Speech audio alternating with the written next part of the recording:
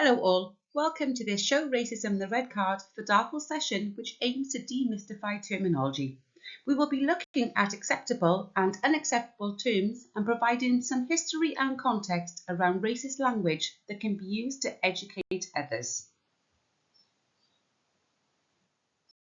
But first, a little bit about Show Racism the Red Card. Show Racism the Red Card is the UK's biggest anti-racism education charity.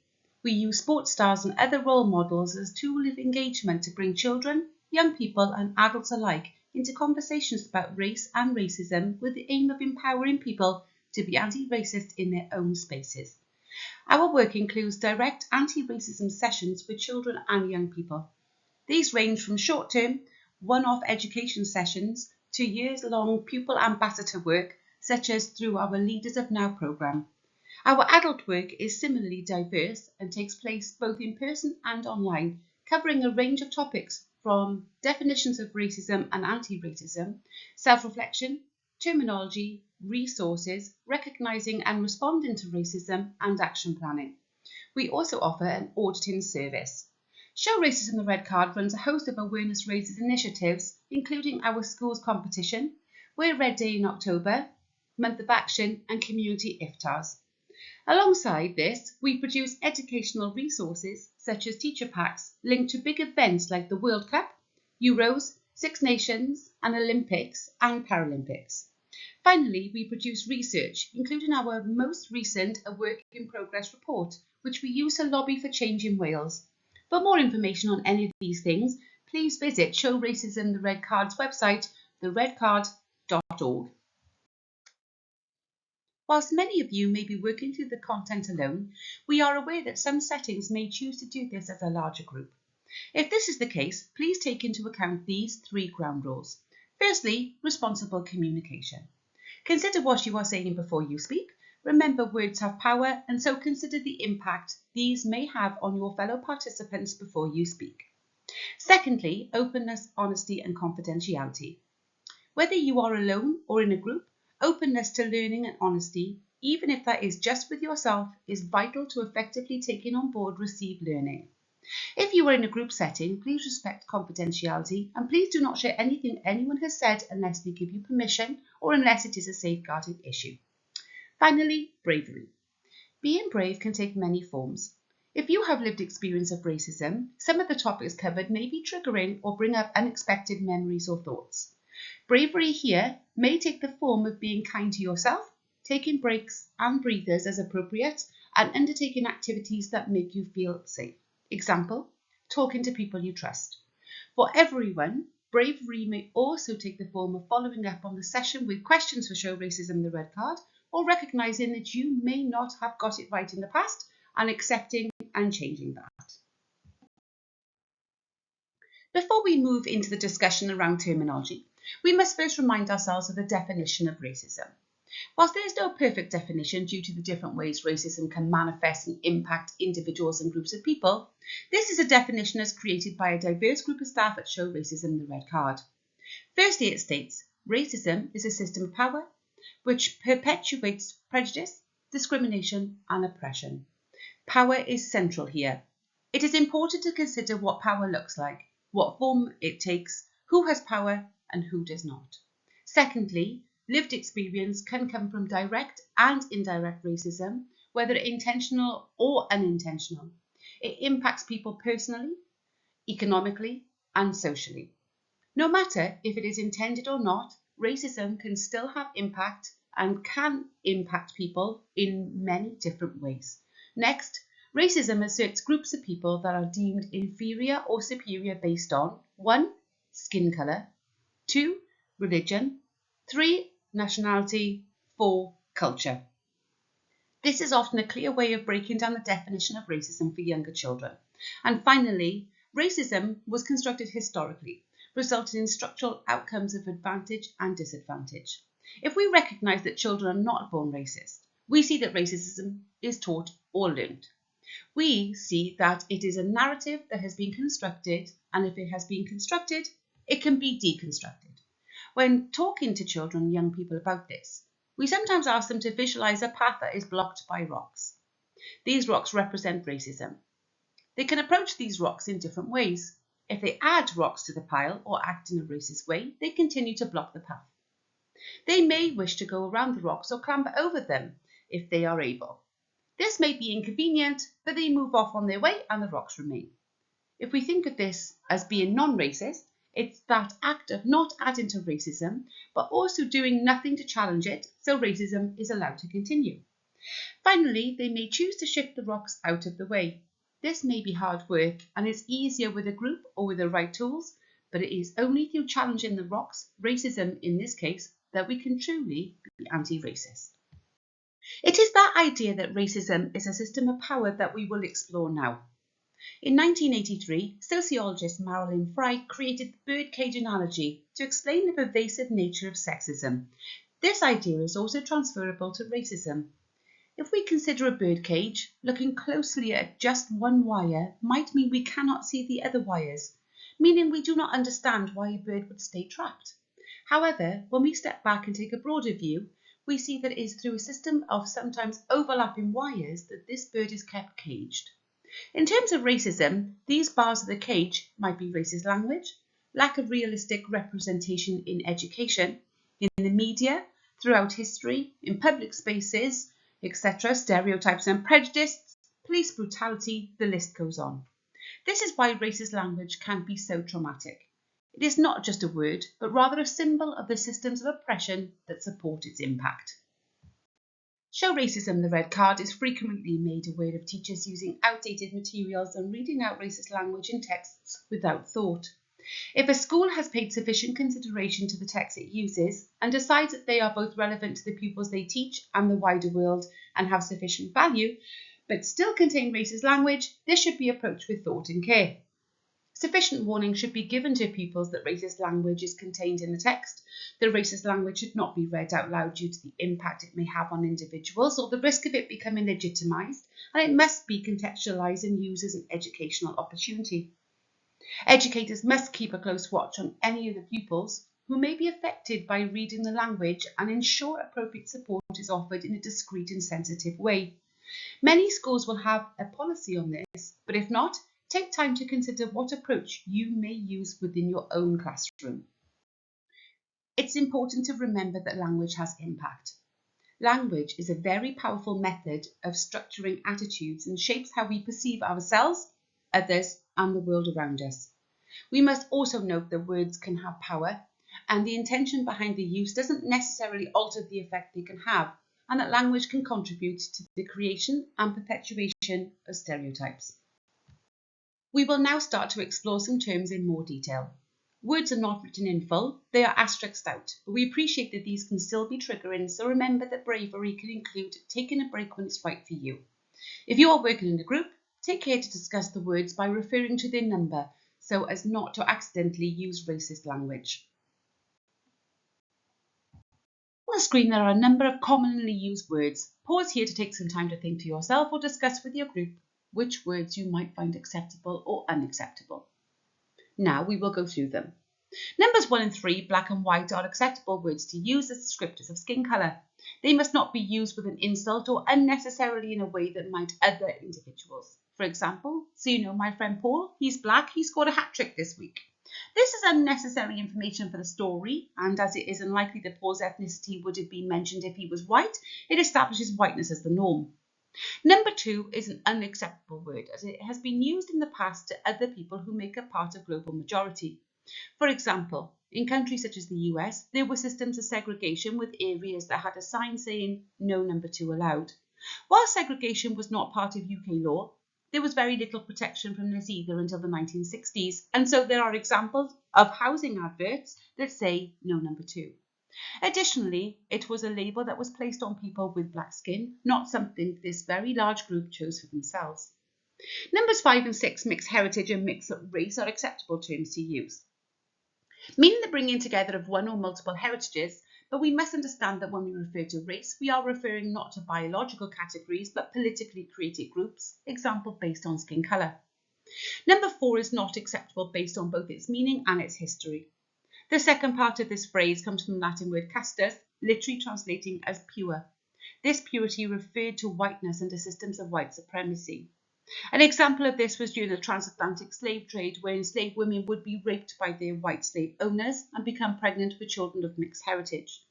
These children would be sold back into slavery at a higher price, as they were marketed as number 4 or half pure and were deemed more socially acceptable to be put to work inside the house rather than in fields or on plantations. The term has also been used in more recent history, a law in the state of Victoria in Australia being known as the Number 4 Act. This act saw children of mixed heritage, born to one white parent and one Indigenous Australian parent, forcibly removed from their families with the aim of ridding them of their Indigenous culture. They were known as the Stolen Generation. Therefore, due to the terrible meaning and traumatic history, number 4 is unacceptable. Numbers 10 and 11, Gypsy and Traveller, are acceptable terms to use, but are not interchangeable. There is a video on the following slide, Roads from the Past, that examines this, as well as the historical origins of Gypsy, Roma and Traveller people in the UK in more depth. This is a fantastic resource to use with adults, but also with children and young people from year 3 or 4 up. Numbers 12 and 13 are extremely rude and offensive words to use towards someone of Gypsy, Roma or Traveller heritage. Whilst there are many theories around the histories and meanings of the word, including being linked to working on turnpikes or terms making people feel like outsiders if they had one Gypsy parent and one non-Gypsy parent, what is clear is how these words are used now. They are often used as synonyms for being scruffy or stealing and reinforce negative, hurtful stereotypes. Number 9 is not an acceptable word. Some people claim it's just short for Pakistani, but it holds a lot of hurt and trauma for many people. It is linked to P-word bashing, a cruel phenomenon in the 1970s and 80s that saw far-right groups such as the National Front attacking and targeting people they perceived to be from Pakistan or who had brown skin. The aim was to intimidate and scare them into leaving the area so that it remained all white. Unfortunately, this is not a thing of the past, with video footage showing similar attacks happening during the racist riots of summer 2024. Therefore, this word is laced with fear for many people. Number 8 is another unacceptable word. Many young people report seeing it on social media without the letter Y on the end. It is a rude and offensive way of referring to people of Chinese heritage, and since the increase in migration to the UK from China in the early 1900s, has always been used as a term to other. Finally, number 7, the N-word. This is perhaps the word the show Races in the Red Card gets asked about most by children and young people. It carries a huge amount of power due to its usage throughout history to demean and degrade people with black and brown skin, particularly during the transatlantic slave trade, where enslaved people would often be referred to by this word rather than names in a bid to dehumanize them. It was used by extreme groups such as the Ku Klux Klan, who would mainly attack and target young black men who tried to challenge racist systems in society, and they would lynch them, chanting this word so that for some it was the last word they heard. It carries significant weight. However, many young people ask if it's now okay to use, as they say black people can use it and it's used in music. It is important here to explain that groups such as NWA in the 1980s and Jay-Z in the 1990s wanted to reclaim the word. They said that it had been used as such a term of hate that they wanted to take it back for themselves, change what it means and take the power out of it. Whilst this may have worked in some contexts, there are still many people who have significant trauma after having this word hurled at them as a term of abuse. Pupils sometimes ask, what about the N-word pass? This is an image shared across social media whereby if a black child shares it with a white child, they believe they have permission to use the N-word. We would explain to children that one person cannot speak for all, and many people have different experiences when it comes to language. And if we know a word can be traumatic or hurtful to someone, we would not risk using it. Some additional resources can be found on this on slide 12. In terms of other acceptable terms, you might consider using those who make up part of the global majority, which redresses the balance of assuming whiteness is the norm across the globe when it is not. You may have heard the term people of colour and be confused how this differs from number 2. This is a term that originates in the US after black women and Latina women joined together in a political grouping after realising they had similar aims, and it is deemed acceptable as it is a label they chose for themselves. You may have also used the term brown being used more. This is being used by some people of South Asian heritage as they feel it is a more accurate descriptor of their skin colour. Others, however, do not like the term. It's always best to refer to people in the terms they wish to be referred to, unless, of course, they are some of the racist terms previously discussed. On the next slide, you will find roads from the past video. Gypsies, Roma and travellers are three words that stand for a lot of different people. Just like with everyone, Gypsy, Roma and traveller people have things in common with each other, and some things that are different. But to understand this story now, it's important to go back to the beginning. Living in one place is a recent thing. People were nomads for 99% of our history, travelling around to survive. Then about 10,000 years ago, something changed. People realised that if they grew crops, harvested and stored them, they would have a better chance of surviving hard times. Where people had tracked animals or travelled with their herds, settled farming became the norm. But not everyone changed their ways. Many people didn't want to settle down, or bad harvests, droughts, floods, war would send them back on the move. In Britain and Ireland, nomadic peoples were probably well established by about 1000 AD. There were the Celtic traveller peoples, the Irish travellers who called themselves the Parvi or Minkers, and across the Irish Sea there were the Scottish travellers, the Norkin. They had their own languages. The Irish travellers talked the Gammon and the Scottish travellers spoke the Bula Ragad. Both have sometimes been called the Cant. Some travellers worked the land. Others were musicians and storytellers who brought entertainment and news to the people of the countryside. Some were horse dealers, tinsmiths and metalworkers. For centuries they lived in tents and travelled mostly on foot. One traditional name for the Irish travellers was An Lucht Shul, which means the walking people. Meanwhile, thousands of miles away, a people called the Roma or Romanis had been travelling west, starting from northwest India. The word Roma comes from an old word Rom, meaning man or husband. It isn't related to Rome or Romania, they just look similar.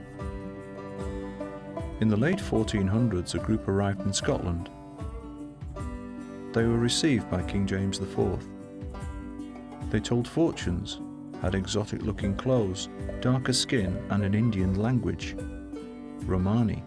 They stood out from everyone else and were referred to as Egyptians, a word that eventually turned into gypsies.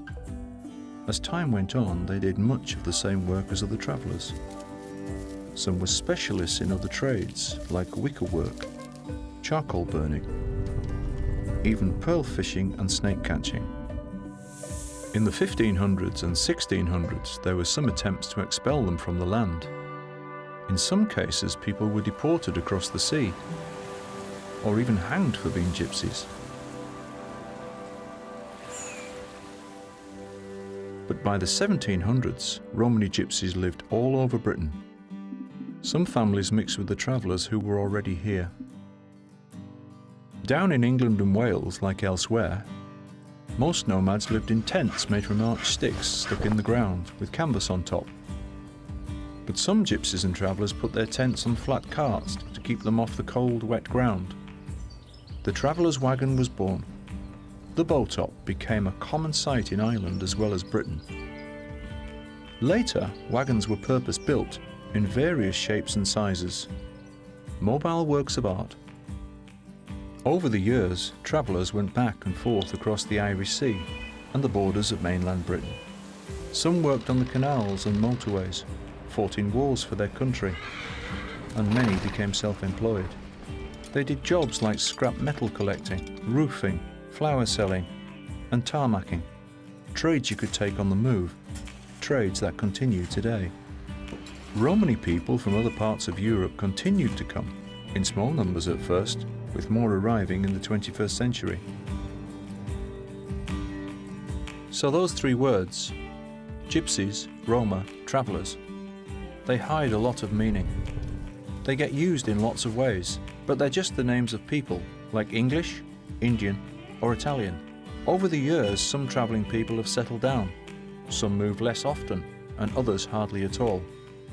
But however they live, they take their languages, memories, and cultures with them.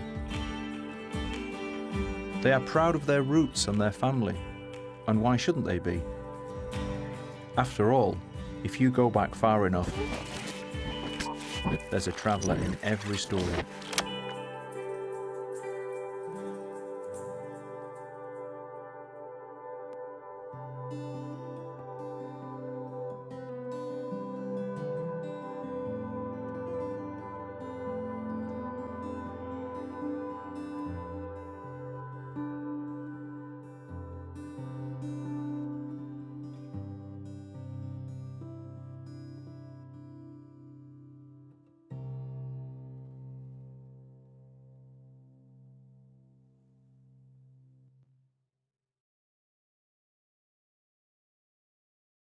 In addition to the previous video, please find some additional resources regarding the N-word here, as the use of this word in music often comes up with young people. These resources show there is not a diversity of experience, but if we recognise the impact words can have, surely we would refrain from using it. The Kendrick Lamar video is not appropriate for the classroom, but may be of interest to discuss. Whilst we have talked through some of the more common words, it must be remembered that this is not an exhaustive list and that words change over time, depending on how they are used. A useful formula to remember is people plus power plus history. Who is involved? Did these people have power and voice to choose? How has the term been used in the past? In terms of the consequences of using racist language, educational settings should have their own internal policies regarding this. More advice can be found in Show Racism the Red Cards, Recognising and Responding to Racism session as part of the DARPL series for teachers. Legally, Section 4 of the Public Order Act 1986 makes it an offence for a person to use threatening, abusive or insulting words or behaviour that causes or is likely to cause another person harassment, alarm or distress. And Crime and Disorder Act 1998 and Section 66 of the Sentencing Act 2020 defines hate speech as any criminal offence which is perceived by the victim or any other person to be motivated by hostility or prejudice based on a person's race or perceived race or religion or perceived religion. There is no legal definition of hostility. The everyday understanding of the word is used, which includes ill will, spite, contempt, prejudice, unfriendliness, antagonism, resentment, and dislike. However, a significant consequence to consider is the impact racism can have on the victim or target. If a person experiences racism, this may lead to racial trauma, which may manifest emotionally or physically. It is important to be aware of the symptoms on screen and offer appropriate support. For example, decreased immune functioning may lead to lower attendance. Increased sensitivity to threat may result in challenging behaviour in the classroom. Instead of jumping to a punitive response, try to understand and support the young person to deal with this trauma. Further information on this can be found on the website of the Anna Freud Institute. Some key points to finish this session on language and terminology. Everyone is an individual, so be specific where you can be. Avoid othering language, as the norm is usually centred in whiteness. Do not verbalise racist language, even for education purposes. If you are unsure, use people-focused language. Example, people with Indian heritage. And avoid suggesting that there is only one worldview and that people experience the world in the same way. Everyone is different. Everyone will have different ways of dealing with racism, but it is important to listen, learn, and take this into account. A final thought.